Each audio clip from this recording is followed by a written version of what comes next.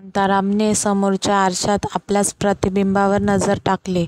अंगावरची safari त्याच्या पोक्त वयाला शोभून दिसत होती. त्याने समाधानाने मान डोलवली. या सफारीचं काम तंबाखूसारखं असतं. तंबाखू जशी लग्नाच्या मांडवापासून ते मसणवट्यापर्यंत कुठेच वर्ज्य नसते, तसे सफारीचं असतं. सफारी घाला, डोक्याला फेटा बांधून वरातीत नाचा, नाहीतर टापशी बांधून मैतीत सामील व्हा. सगळीकडे शोभून दिसते. म्हणून शांताराम कामगिरीवर निघताना आवर्जून सफारी घालतो. तसे शांताराम आणि काम याचे व्यस्त प्रमाण आहे. पण पोटाची आग आणि घशाची कोरड त्याला कामगिरीवर जाण्यास भाग पडते. शांताराम सटाफटिंग माणूस. बायको असती तर 4 घरची धुणी-भांडी करून त्याच्या पोटापाण्याची सोय तिने केली असती. पण दैव आड आलं. त्याच्या कामगिरीच्या लौकिकाने लग्नाची दारं बंद करून टाकली होती. पोटापाण्यासाठी बिचाराला चोऱ्या कराव्या लागायच्या. आणि चोराला पोरगी कोण देणार? पण त्याला त्याचे आता काहीच वाटत नव्हते. घरबार, बायका-पोरं, संसार यापासून तो मुक्त होता आणि त्यात तो समाधानी पण होता. कोणीतरी धनदांडगा काही गरीब कुटुंबातील काही पोरींचं लग्न लावून देण्याच्या निमित्ताने स्वतःची प्रसिद्धी करून घेणार असल्याचे गावभर लागलेले फ्लेक्सबोर्ड सांगत होते. शांतारामला ही संधी खुणावत होती आणि ती तो सोडणार नव्हता. काही माल तर हाती लागणार होताच. वर गोडाचे जेवण बोनस. भव्य मंडप उभारण्यात आला होता. मुख्य प्रवेशद्वारावर कानापर्यंत थोबाड फाकवलेल्या उर्मट चेहऱ्याच्या माणसाचा हात जोडलेला पांढरशुभ्र कपड्यातल्या 12 फुटी कटआउट बोर्ड स्वागताला उभा केला होता.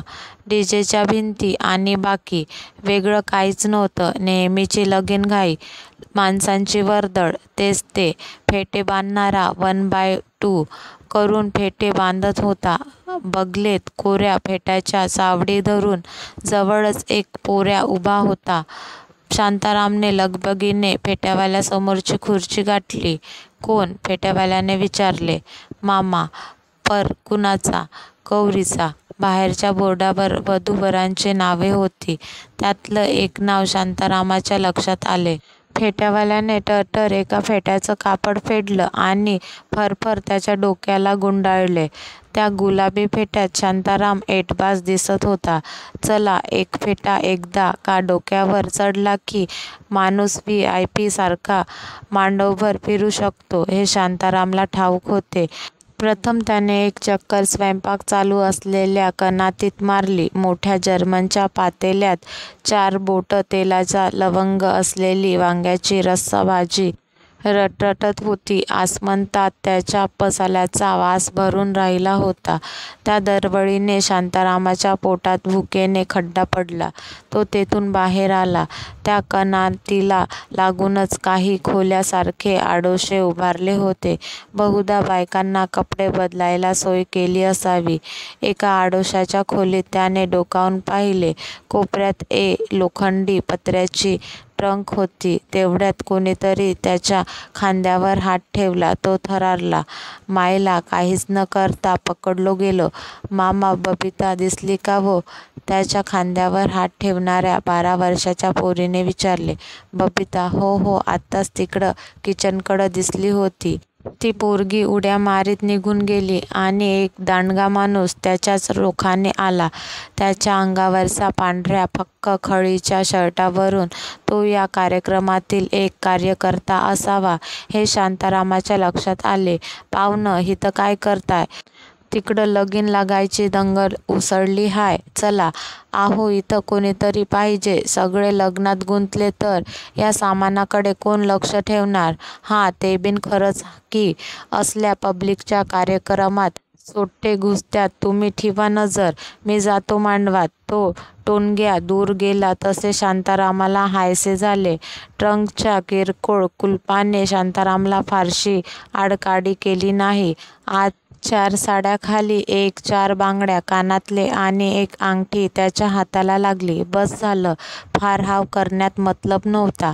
वाहात ठिकाण होतं. कधीही कोणीही टपकू शकणार होते. सटकावे हे उत्तम.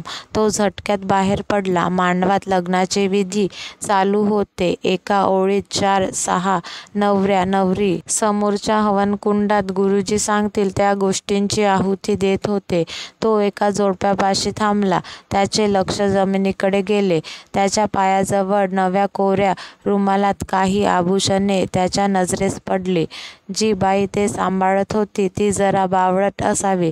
समोर दागिने ठेवून मागे तोंड करून मागच्या बाईस आपला नवरा कसा नालायक आहे हे पटवून देत होती. अलभ्य लाभ. शांतारामने तेथेच बचकन मारली. कन्यादानासाठी कोण आहे? गुरुजींनी चौकशी केली. आसपास कुजबूज वाढली. कोणी पुढे येईना. बहुधा मुलीला बाप नसावा. कोणाचे तरी जवळच बसलेल्या शांतारामकडे लक्ष गेले. हे काय? हे करतील कन्यादान? ओ सपारीवाले या असे मोर. घ्या कन्यादानाचं पुण्य पदरी बांधून. सगळ्यांच्या नजरा शांतारामकडे वळल्या. नाईलाजाने शांताराम कन्यादानासाठी उठून उभा राहिला. मुलीच्या हातावर पाणी घालताना त्याचं मन गलबलून आलं. कुंदाचा मामा आडवा आला नसता तर आपलेही लग्न झाले असते आणि आज आपलीही मुलगी या समोरच्या नवरीच्याच वयाची असती. असेच तिचे कन्यादान मी केले असते. अंगा खांद्यावर खेळलेले कोकरू कालपर्यंत न पाहिलेल्या पोराच्या हाती सोपवताना त्याचे डोळे भरून आले. ओल्या डोळ्याकडे हात नेताना तो मध्येच थांबला. गौरे, तुझं मंगळसूत्र. ती मघाशीन बाई नवरीकडे पाहात किंचाळली. ती डोळे फाडून शांतारामच्या सपारीच्या वरच्या खिशाकडे पाहत होती. शांतारामने खाली मान करून खिशाकडे पाहिले. त्यातून मघाशीन घाईत वरच्या खिशात सरलेल्या दागिन्यातलं ते मंगळसूत्र अर्धे खिशाबाहेर लोंबत होते. खिसा खालून उसवल्याचे शांताराम विसरला होता. क्षणात गलका झाला.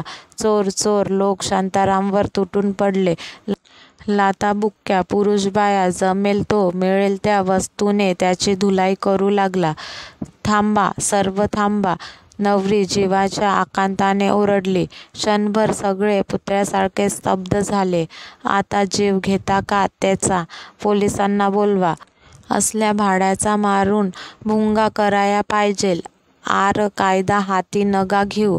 मी म्हणते तेच करा. तोवर पोलीस आलेच. पोलिसांनी शांतारामला ताब्यात घेतलं. त्याचा मगाचा फेटा दूर विस्कटून पडला होता. सपारीच्या चिंध्या अंगावर लोंबत होत्या. त्यातून त्याची कळकट भोकपरडकी बनियान दिसत होती. तो खाली मान घालून उभा होता. पोलिसांनी त्याची झडती घेतली. सगळे दागिने जप्त केले. या सगळ्या वस्तू तुमच्या आहेत का? त्यांनी गौरीला विचारले. तिने एकदा त्या दागिन्याकडे निरखून पाहिले. वय, माझेवालेच आहेत. तुमचे आज लग्नविधी झाल्यावर ठाण्यावर येऊन या भामट्याच्या विरोधात तक्रार नोंदवा. तोवर आम्ही याला सोबत घेऊन जातो.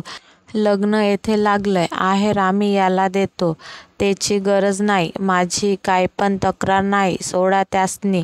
गौरी निग्रहाने म्हणाली. तेव्हा शांताराम सगट सगळेच जण बुचकळ्यात पडले. काही तक्रार नाही. मुद्देमाल सापडून आता तुमची काही तक्रार नसेल तर याला सोडावे लागेल. तुमच्या अशा भेकड वागण्यानेच या चोरांची हिंमत वाढते हे मात्र लक्षात घ्या. पोलीस निघून गेले. मांडवभर भयान शांतता पसरली. पोरी का वाचवलंस मला? अनेकांच्या मनातला प्रश्न शांतारामने गौरीला विचारला. बाबा, मी अनाथ पोर हाय. बाप काय? तो ठाव नव्हतं. तुझ्या डोळ्यातल्या वलावा बघितल्यावर उमललं मला बापाचं काळीज. त्या घडीपुरतं का होईना तू माझा बाप होतास. त्या तुझ्या डोळ्यातल्या बाप खरा होता. घटकाभर मी तुझी लेक झाले होते. तुझे उपकार फिटायचे नाहीत मजन्य. एक लेक म्हणून माझं जे काय कर्तव्य होतं ते म्या केलं. काय लई मोठं उपकार नाही केलंत. आता जा बा तू तुझ्या वाटेनं. शांताराम खाली मान घालून निघाला. 4 पावलं गेला नसेल. गौरे, दिवाळी सणाला ये जावयाला घेऊन. ह्यो बाप वाट बघन. मान मागे वळवून शांताराम म्हणाला. आणि तेथे एक कुटुंब जन्मास आलं. ही कथा आवडल्या असल्यास लाईक करा, शेअर करा आणि सबस्क्राईब करा. धन्यवाद.